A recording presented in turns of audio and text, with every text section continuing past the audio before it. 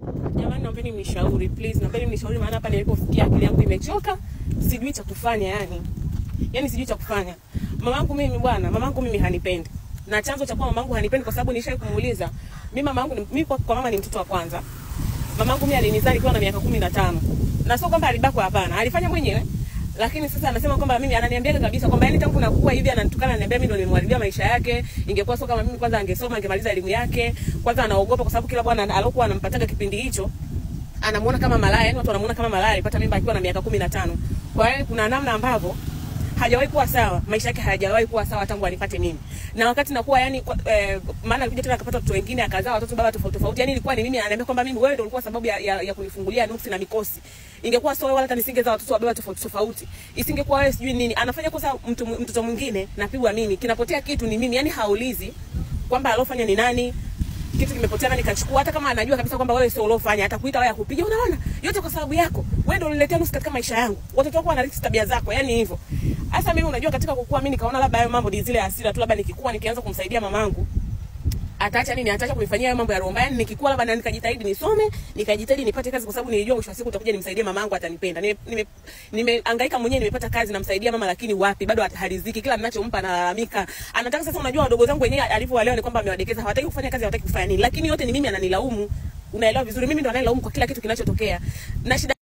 Na shida nyingine ni kwamba kila mwanaume ninayempata mama anamtafuta, anamwambia kwamba anamwambia kwamba huyo mtoto analaana, mimi mamake aniheshimu, kasha kutembea mpaka na bwana wangu. Sasa babangu wa kambo anasema nisha kutembea naye mpaka nisha kumtega, wakati bwana wake mmoja ambaye kazaa nao katika watoto, huyo baba kidogo tu anibaki, na nikamwambia badala ya kumpiga yule baba au ya kumwacha akanipiga mimi, ananiambia mimi ndo natembea uchi na mseduce na mtega huyo baba wangu wa kambo.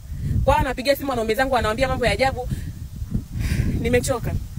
Na sasa nilikuwa nakaa na mwanaume ambaye ananipenda tu, ambaye tunaelewana, maisha yanaenda vizuri. Uwezi amini, mama amekuja kukaa akajifanya anaumwa, sijui sitaki kukaa huko kijijini, ili mradi tu, na nikajua kabisa mama kuna mpango wake, yani kuna kitu ambacho anakitaka. Lakini sikujua nini na wala sikutaka kufuatilia kwamba ni nini, yani unaelewa vizuri, nikamwacha tu akaja. Hivi mnaweza kuamini mamangu alikuwa anatembea uchi ndani kwangu? Tunarudi usiku tunamkuta mama kavaa labda chupi peke yake, kaka sebeni kavaa chupi peke yake. Yani mimi sasa ikafikia kipindi mimi inabidi niingie ndani wa kwanza niangalie hali yake ikoje. Na namwambia mama, mbona unafanya hivi? Ananiambia kama mimi sijaje kupata furaha. Utakuja kupata furaha. Yaani unategemea mimi nimeteseka maisha yangu yote afu uje upate mwanaume, ukae uolewe, uenjoy, uzae watoto na baba mmoja. Yaani haiwezekani.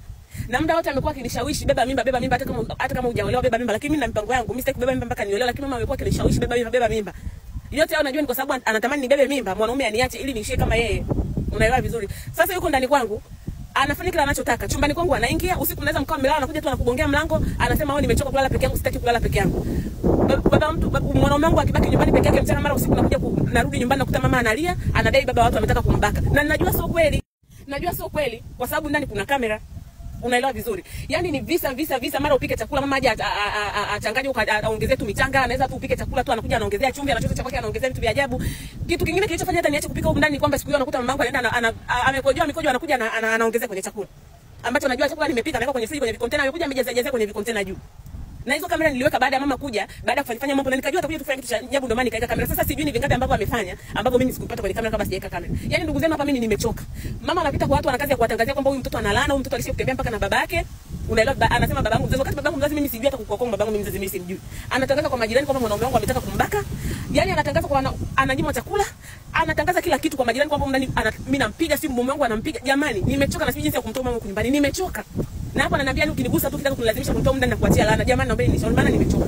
Na sikatai uende kwa mama alipitia maisha magumu, uende kwa mbali. Inawezekana najua, lakini sasa sio kosa langu mimi.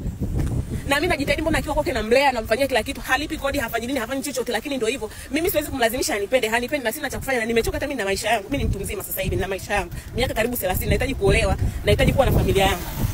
Jamani, mimi nimechoka, naomba tu mnishauri.